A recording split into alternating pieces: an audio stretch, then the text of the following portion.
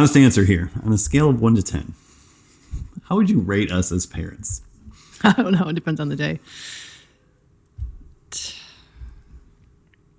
7. 7, that's pretty good. Some days of 3. Yeah, exactly. I think that's, I feel like we're doing pretty good. I mean, our kids are generally well-liked by people, right? They're generally polite. To other people. To other people, not us. And they do okay in school. I don't think that anyone's currently failing any classes. Camden is, but... Well, he'll get it before the end of the 9 weeks. And he swears that... It's not his fault. Right. It never is. It says the teachers aren't putting in the grades. Mm-hmm. Well, he's heard Maddie say that, so he thinks that that's I know. I don't know. He could be a student if he tried. Yeah, that's probably part of the deal, too. He doesn't really have to try. She tries really hard, and he does not. Yeah. I kind of had that when I was growing up. I didn't have to try too hard. I did, so it didn't go well for me in college. This is our first episode, the podcast, Don't Tell the Kids. We're not parenting experts. We don't have an agenda. Is that our platform, parenting? Well, that's going to be part of it. What else are we going to talk about? I don't know. What else do we have? Everything else that comes along with it. As the kids get older, our kids are 11 and 13 now. So, if you're sitting there with a 2 and a 3-year-old, you're welcome to listen in. We'll try to give you some advice based on our experiences. But the game changes when they get older, right? Yeah, and there's people talk about the toddler times more than they talk about the preteen times. Yeah, there's no one out there to... I mean, there are, but to commiserate with us. And maybe that's what we'll be for the listeners. Yeah, exactly. over drinks. Over drinks. And, all the things that come with it, right? Like, gosh, the time. That's left. It's not very much. Yeah. It starts to get real. Especially when we have friends that have kids that are turning 16. Well, Maddie's going to high school next year, so that's big. How do you feel about that? Sad. Too early? It's only what? September? Yeah. But I talked about it today with her. On the way to school? Maybe by high school I'll stop being so embarrassing all the time. I don't know. I don't think so. I think it's different for middle school girls and middle school boys. I embarrassed her today. What'd you do? The person in front of me was driving very slow and stupid. In the pickup line? No, like down Round Rock. Okay, that's a trigger. And then under the speed limit, we're not even near there wasn't even a school zone because it's middle school. So, and then they turned and I'm like, Maddie, I bet you they're dropping off too. And then we pulled behind. I'm like, let's see whose mom drives stupid. And it was the popular girl. And I was like, oh my gosh, Maddie. And she's like, stop. Just stop. Is this someone Maddie likes, dislikes, doesn't know? It's the one that, the All-American volleyball player. Oh, we're going to get in trouble now. I'm just kidding. I don't know. I don't know what All-American means. Just really slow and yeah. Maddie didn't think it was funny. Everything I do, pretty much, she tells me to stop. Yeah. Just stop. Just stop. That's what she says. Just stop. That's her favorite word. Mm-hmm. 2 words. Phrase, exactly. But I think you're right. I think, like, girls will not be as embarrassed earlier. Like, I feel like Camden... is already embarrassed of us. And will continue to be through the beginning of high school, maybe? Or do you think it goes the opposite? I don't know. He doesn't tell me anything at all. Yeah, he'll just... He's not embarrassed necessarily. He just doesn't want to tell us anything about his life whatsoever. Apparently. He has a girlfriend and we have zero knowledge of who she is or... So we don't know if she's a 6th grader, a 7th grader? I'm sure she's a 6th grader. Hey, man, I always dated the older women. He's not dating an older girl. There's no way they would date him in middle school. What is dating in middle school, you think? Nothing. I think that's why he wants to get in there holding early. Hands in the hallway. I asked Maddie if she doesn't know. He better not be holding hands in the hallway or more. That's why he wants to get there before the doors open probably and wants to stay. I watch where he's going. Yeah. Does anyone come rush to see him? No. Oh, yeah, they're getting older. It gets more challenging. We remember what we can remember of being in the toddler and 2 and 3 year old stage. And That's tough. Our kids are 20 years or 20 months apart. 20 years. And we get it. You know, you're tired. They need every second of your day. If you're home, if you know someone's at work, then the other one's got to shoulder the entire load. So that's difficult. Yeah. But at least the kids go to bed at like 7:30. Yeah. I miss that. You can time to maybe, even if you just go to sleep together, you get time to maybe lay in bed or sit and connect or eat dinner together. That's what disappears as they get older. Yeah. They want to, I can't even stay up as late as they stay up. I make myself. I want to go to bed long before they're ready. I so want to go to bed long before they're ready. Like 9 o'clock. And during the school year, we're waking up because we got to get them off to school. 6. Yeah. So when we get the daytime to record podcasts and whatever we want to do, it's whatever we want to do. It's all fun stuff during the day. It's the night, I think, is the toughest, right? Oh yeah. And we've been working out, so it's making, as we're old now, makes me tired. Yeah, we have. We've been doing good though. We've been going to the gym at least twice a week, which doesn't always happen in the summertime. Not at all. Because it's tough. The kids are always here. And the other thing is it's the activities too. Yeah. You know, a Monday night, for example, we got to go to volleyball, and then we got to go straight from volleyball to basketball. And one person's got to go home and feed the other kid. And then on Tuesday, we got the kids' baseball, which I coach. You know, it's crazy. So the toddler is tough. You know, the early stages are exhausting. But I guess we're going to be here to give a voice or be a voice for the people who have those teenagers. And it's just a whole different set of challenges and sadness and struggles and frustrations. It is. Like phones. I hate phones. So last night, we have instituted a rule with our kids now that phones are done by 10 o'clock. And they have to bring them down and plug them in outside of their room because we had issues of them leaving them plugged in and getting on them in the middle of the night or at midnight. Them.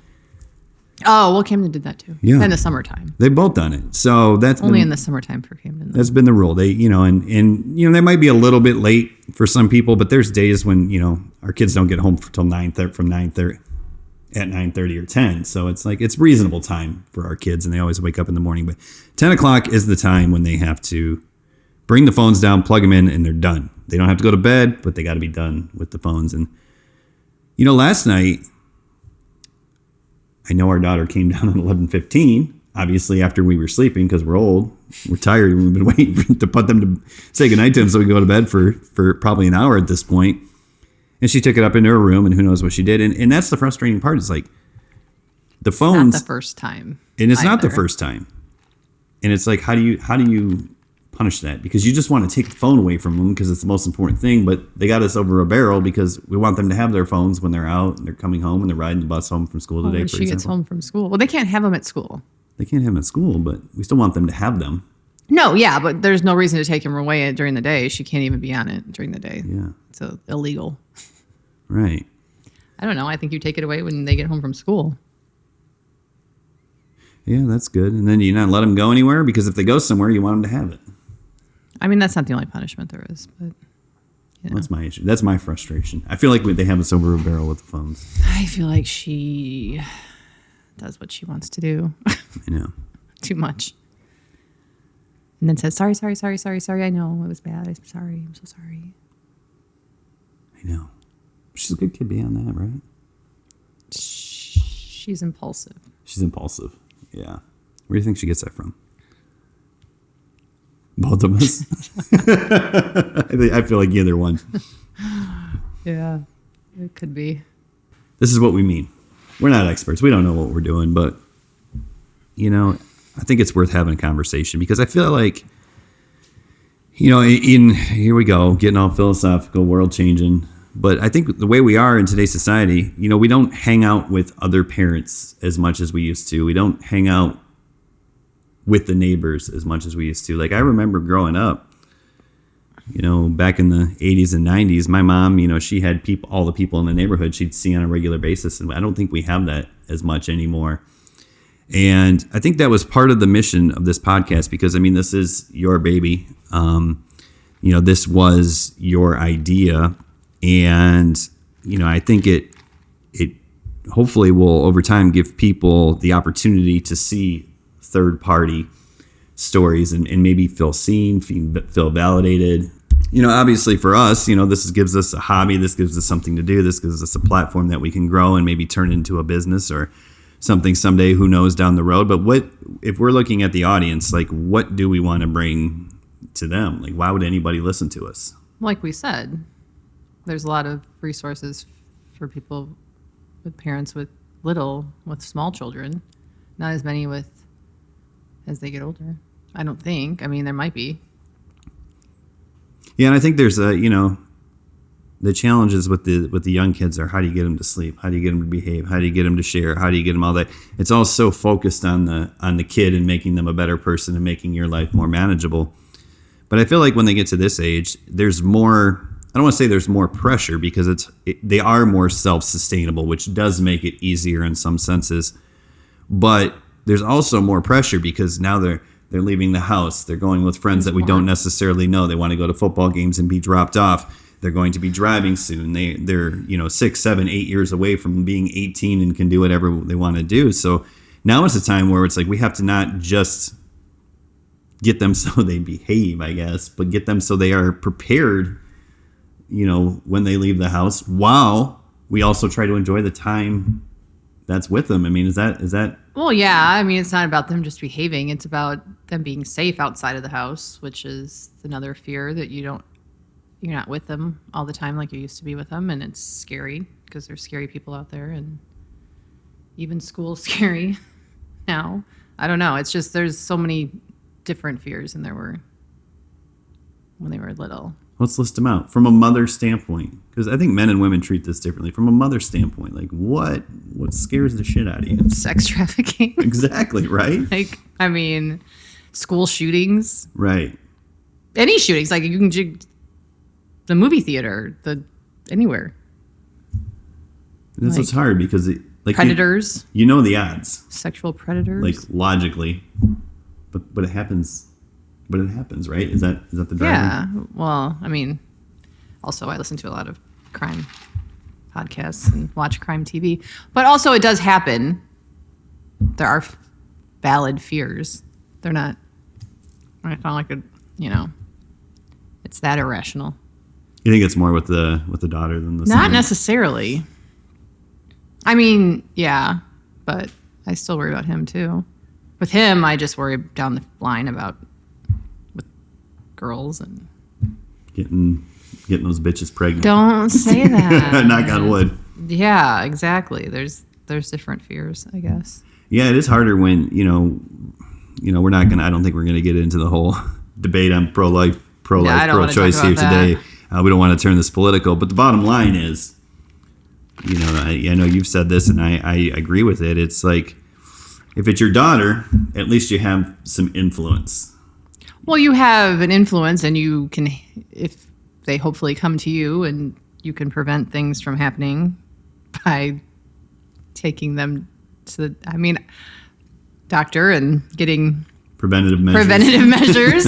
I feel like girls can sometimes trick boys into thinking that they are, I don't know. It sounds so archaic. Like it sounds like stuff from the 50s movies, but they'll lie. Yeah.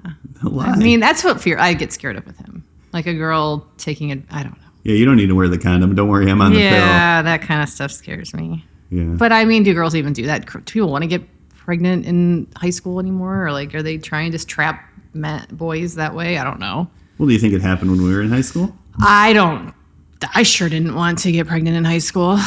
But, I don't know. This is just our opinion. We're not stating I don't know. Facts. I know there were a couple of girls that were pregnant in my high school, but I don't know if they chose that route or not. I would assume not. It seems, I don't know. What is it fair to say? There's too many movies about it. That's the problem. Well, girls lie. Girls, I guess. I never did, but I don't think I'll trust anybody with him. That's a fact. That's it. We just, it's one of those scary things where it's like, you don't want to have the conversation too early. I had the conversation with her. But you don't want to have the conversation too late. You're going to have to do him. I know. What do you tell him? Do you put the fear of God in him? I mean, he's already been to the health. He knows the anatomy of it. Right. It's just I don't know. It better be too early. He's 11 years old. No, I know. But, it's just something that you just got to start thinking about. Time flies and, He just has to be smart. I know. Do you think he's smart? He's more cautious than I was. He's intelligent. No, I know that. Yes, I know he's intelligent, but we're talking about sex here. I don't know because he's 11, and I don't want to even think about him in that way ever. I don't know. Gosh, someone needs to call in or something or call in. I don't think we're that big yet. When do we need to start worrying about this? We just started this. Yeah, I think that you start planting the seed early. Yeah. And then after that, you really start hammering it in. I don't know. This is my first rodeo with a boy. Yeah, I mean, I didn't even grow up with sisters, so I'm just kind of flying by the seat of my pants with the girl. But I guess it's fair to say I'm probably doing the same thing with the boy as well, because I mean, yeah, my brother was pretty naughty, but I don't know about like that side in high school, what he was doing. You didn't talk about that? No.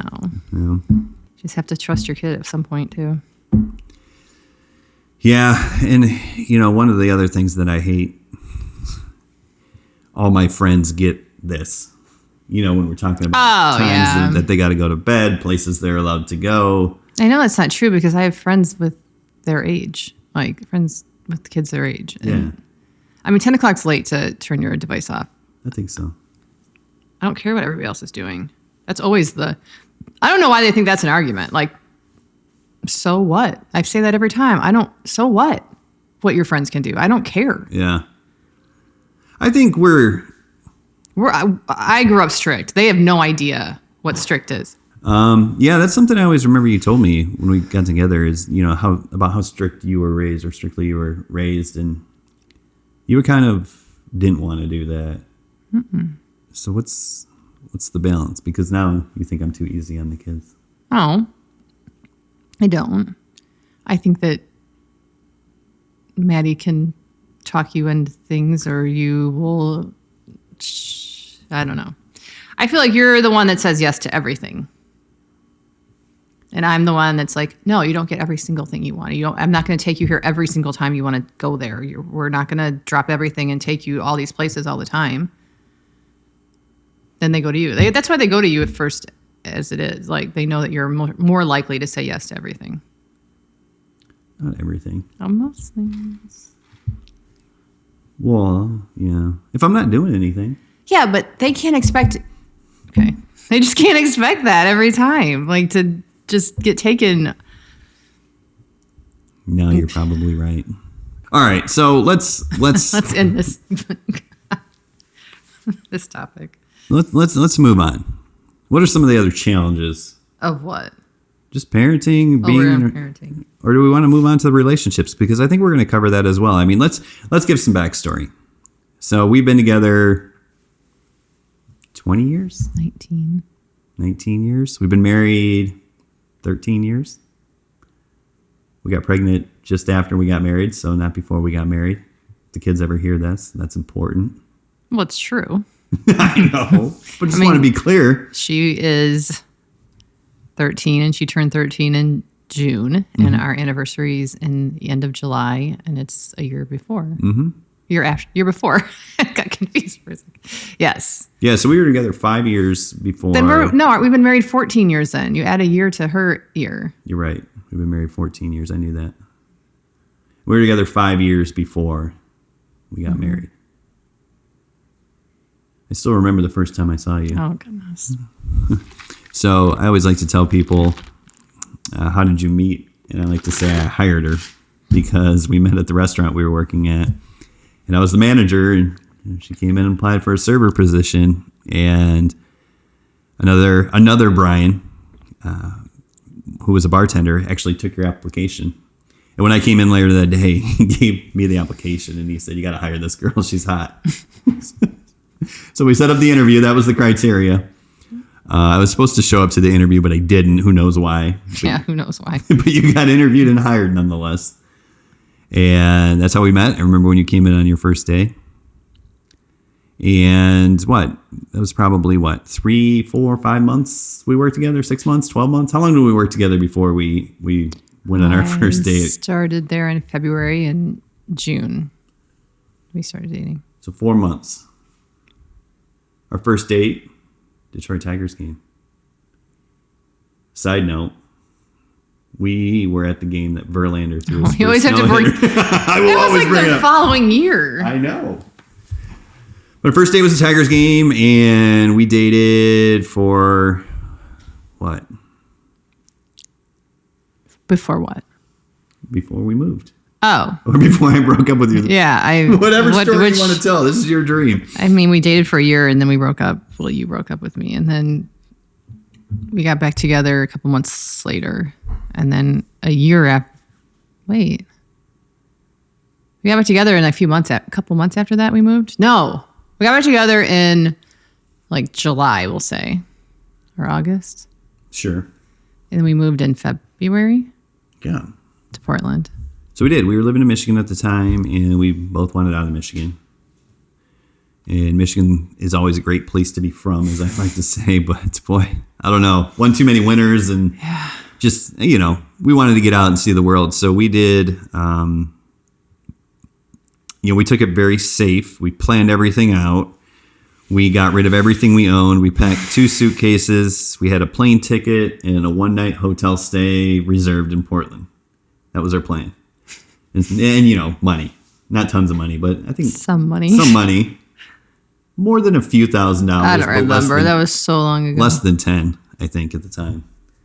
And our plan was to just go out there and figure it out. And I'll never forget, we thought it would be super simple.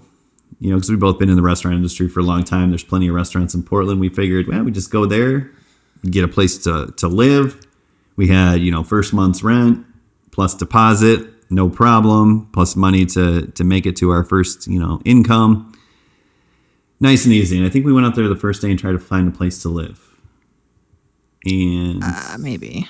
And what we didn't know is, decent credit first and last month was what they wanted if you had a job.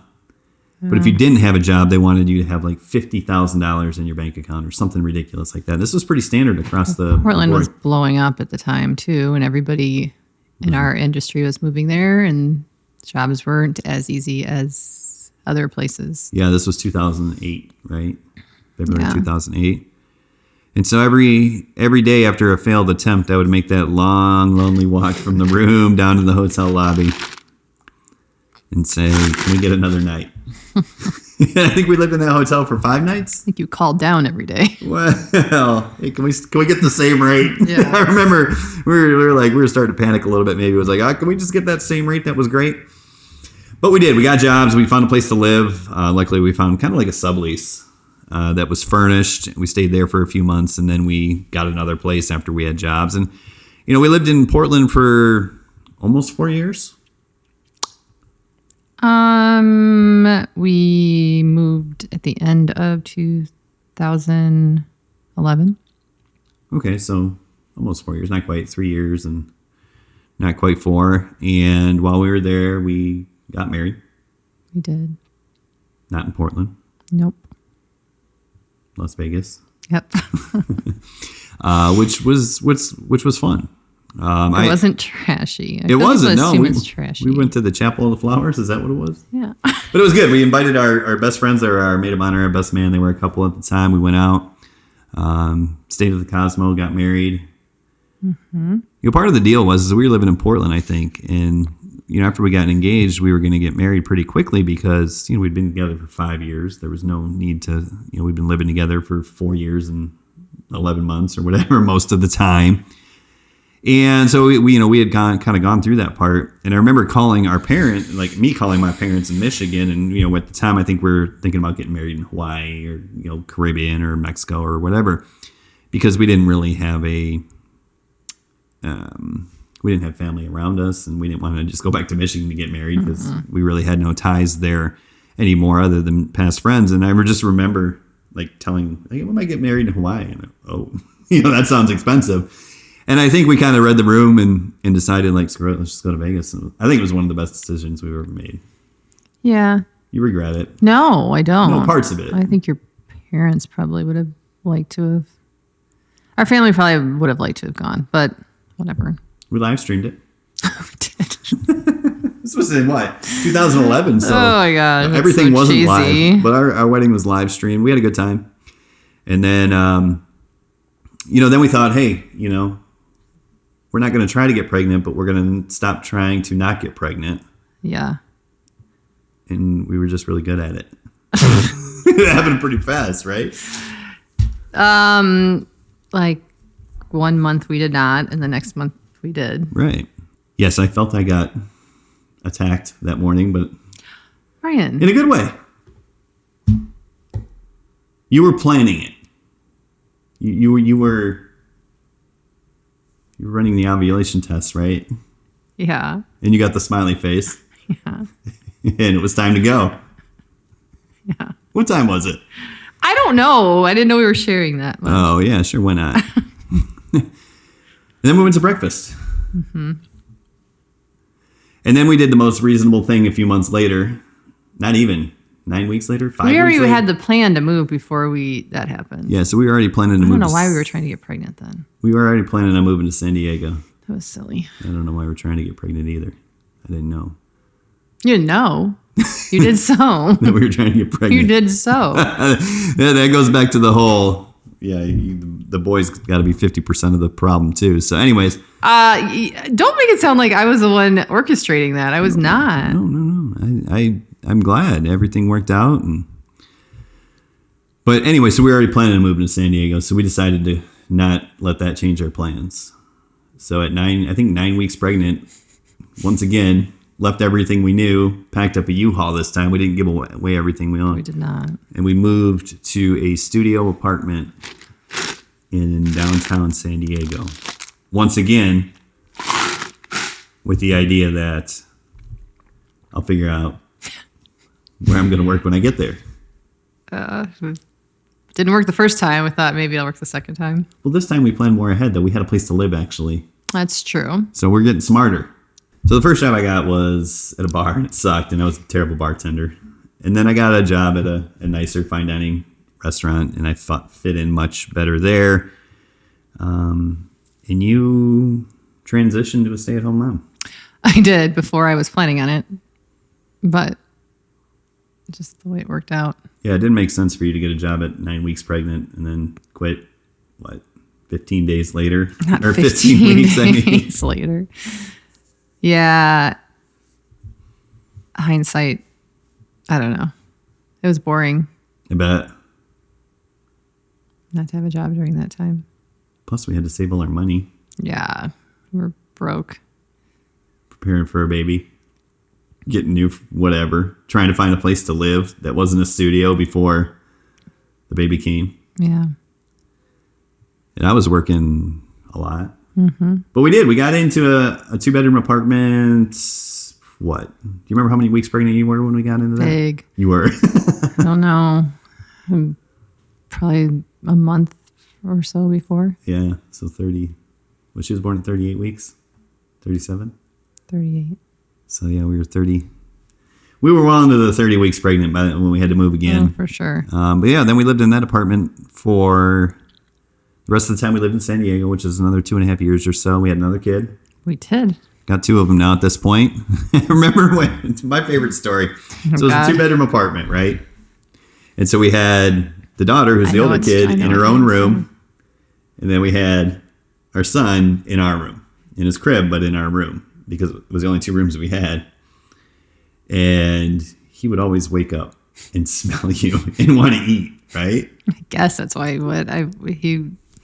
He would just wake up in general earlier than we wanted to. Yeah. And so you ended up sleeping on the couch for a while because we can't both hide we couldn't both hide in the bed either. Yeah, and that's what I would do. When he would wake up and poke his little head above the crib, I would flatten myself out as much as possible and hide behind your pregnancy pillow, I think. Yeah. And so he didn't see me. And sometimes he would go back to bed. Not really usually. But if he saw you, it was all over. Oh, I miss those days. I know. I was so little. And then when he was about a year old, we decided to move again. More practical this time. Yeah. This time we went to Dallas. Because your brother lived in Dallas. And Dallas seemed like a decent place to live. And this time, we had an apartment and I had a job before we moved. Yeah. You did? Because I flew out ahead of time with you Jordan. You have your Trulux job. I did? I don't remember that. I didn't train before we got there, but I had it lined up. Or at the very least, I knew it was going to be a non-issue because I went to Nick and Sam's and could have got hired. I remember Nick and Sam's. I don't remember you getting it. I don't think I really ever saw it through. I mean, there was a steakhouse in downtown that was willing to make me a manager. The old YO Steakhouse. I don't even know what that is. I don't know. I'd never been there, but apparently they own cattle somewhere in Texas, like the YO Ranch. I think I don't know if they grow their own cattle for the steakhouse, but something like that. It's a family-run joint. It's not like white tablecloth. It might be, but you wouldn't take clients from out of town there necessarily without the backstory. But anyway, so we were a little bit more prepared. Mm-hmm. And then we moved to the suburbs right as our daughter was going to start kindergarten? No, preschool. She was 4, he was 2 when we moved. And then we went from city life to suburb life. That's where we are, 20 minutes north of Dallas. Tiny little town of 300,000 known as Plano. Yeah. And that's what we're doing. So that's kind of the backstory, right? That's till now. All right, so what can people expect? I mean, this is your dream. This is your baby. I know what you want. It's not just it was a joint decision. No, it was a joint decision. For reference, I've had a podcast in the past. I'm one of those guys who, markets himself on the internet. So I had a podcast in the past with a business partner, but he's from Peru, and he decided to enter the Spanish-speaking market. So since I don't speak Spanish, that podcast went by the wayside. But I really enjoyed it, and I think what you can expect from this podcast in the future is, I hate to say raw and unfiltered because that sounds so cheesy, but I mean, we just want to try to share stories about parenting, relationships, sex, money. I don't know. What do we want to talk about? I guess all of the things. Yeah. I don't know. So we'll see if anybody finds that interesting. Let it develop organically. Yeah.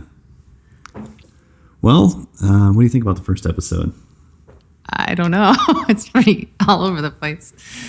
Yeah. Well, it'll develop with time. And, that's always my message to people, if you ever want to create a podcast, if you want to do this with your spouse, just do it. Because it's going to suck in the beginning. And you're going to get better. And we're going to try to entertain you. And let you see that you're not unique in the ways that you might feel like you're the only one who feels this way or thinks these things. And hopefully have a little fun while we're at it. We'll see where it goes.